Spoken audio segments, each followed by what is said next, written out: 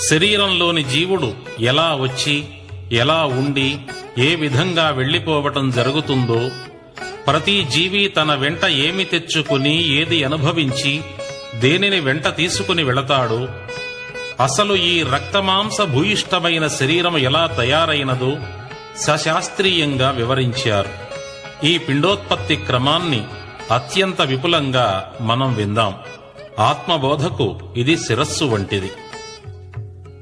మనకు సంబంధించిన వ్యక్తి ఎవరైనా ఒక వారం రోజులు కనిపించకుండా వెళ్లి మనకు కలిసినప్పుడు మనం అతణ్ణి ఎన్నెన్నో ప్రశ్నలు అడుగుతాం.